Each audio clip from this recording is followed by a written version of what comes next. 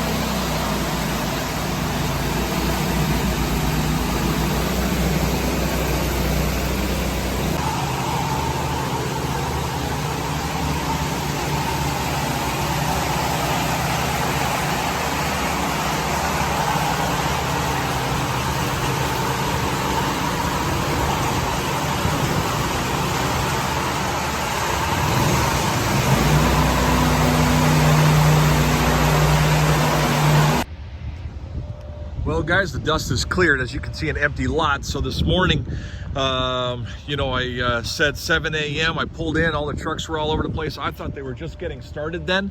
Guess what? They had started at 3 o'clock in the morning. They started pumping at 4 o'clock. I thought they were starting at 7 o'clock, and I was incorrect. And they said some things I learned today. The reason why they started that early is because when they start that early, they don't have to compete with all the other builds going on at 8 o'clock that need concrete trucks showing up. So by doing that, they needed so much concrete at one time that now they got all of the concrete plants, all of their trucks come at once, and it doesn't slow them down. And they can just pour away and get done. Look at this floor, look at the shine, they got the cuts into it. So that's why they started that early. The trucks were crazy. It was pandemonium out there. They had 4 trucks, the pump truck, they had everything going inside. I just put a couple clips in here so you could see. Then all of a sudden the power guys showed up and they were putting I'll show you here. I'll just put the camera out the window here. You can see they put a new electrical pole right there, which, by the way, I learned an important lesson on that, but let's come back to that for a second. So you can see here, they got a good polish on it, that they had those little fan golf cart looking things buzzing around in here. Here's all of our plumbing that you saw us do.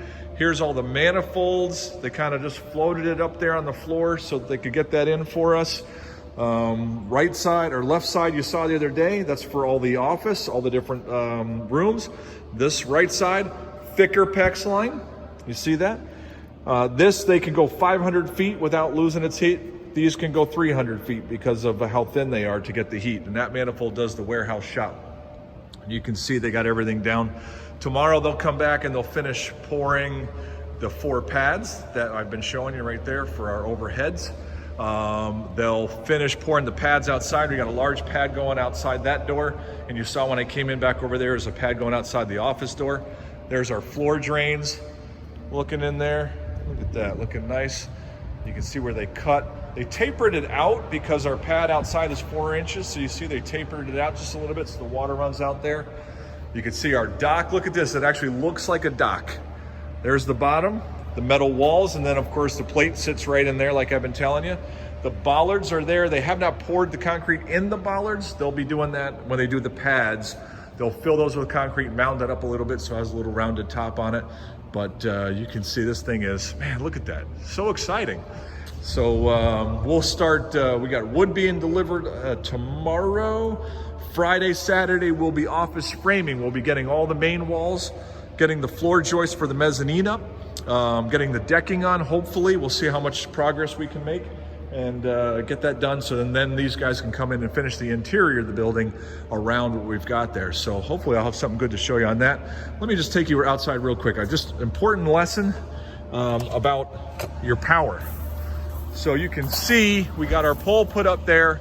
They put another one way down there. They have to put one more right over here. They run power over here and then up to ours and then to the building. Now, going back to the beginning, when we talked with the power company, the options they gave us were to go underground or overhead, right, from the road. So we were talking and they said it's, adds on pretty good expense to go underground because you've got to do your trench, you got to encase it in your conduit, you got to encase your conduit in concrete, you got to do all that different stuff. And we said, nope, let's just go overhead and save the big expense, because it's fine, it's out of the way. It's just going to come over here to the corner of the building. So our electrician comes in and gives us a quote based on it being underground from the pole, this pole, not from the road, but from this pole to the building. That's what he assumed we were doing. Miscommunication maybe on my part, I have no idea. And when he finds out we're going overhead, he says, well, I got to run a number for you because that's going to be added on. So because the power company will bring it from the pole to the top, but he's got to get it from the top down to our CT cabinet and meter, which you're looking at it, what's that, 20 feet? So it can't be that much. Guess what? Couple $1,000 because of the main conduit, the price of copper. Remember, now we're doing a 3-phase install, so with 400 amps, so we got a big wires. Couple $1,000 to go from there to there.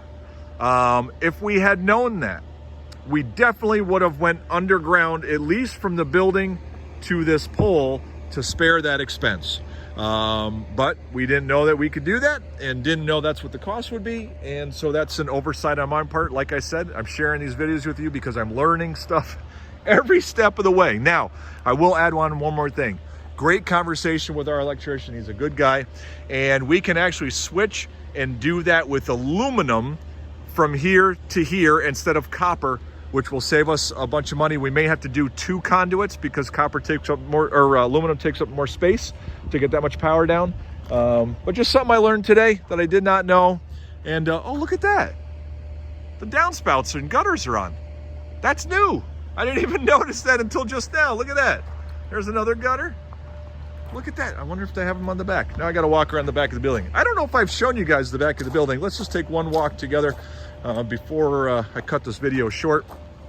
Right here, by the way, 4-inch conduit going to the utility room for our power, conduit for our internet going back to the utility room, gas line waiting for the meter to get installed, and then we'll be black piping it inside. Down here is our septic hookup, waiting for our septic guy to come and get going on that. We thought we were going to see him last week, and he hasn't quite made it yet. But oh yeah, look at it, downspout right there. 1, 2, 3 right down. Here's the back. This is the swale. This will have to get graded. Obviously you can see that. This will have to get graded slightly so that water ends up over there. Those still need to get, you can see where we haven't filled in yet along the building there. That'll all get filled in, and those will get extended down to the swale to get done as well. So, but look at that, gutters and downspouts. All right, guys, simple things, right? All these big things and going on, and the little things are what gets me excited. So, but anyways, guys, exciting day here today for sure. So I hope some of this information is helpful for you and on your build when you go get them. So have a great day, guys. See you later.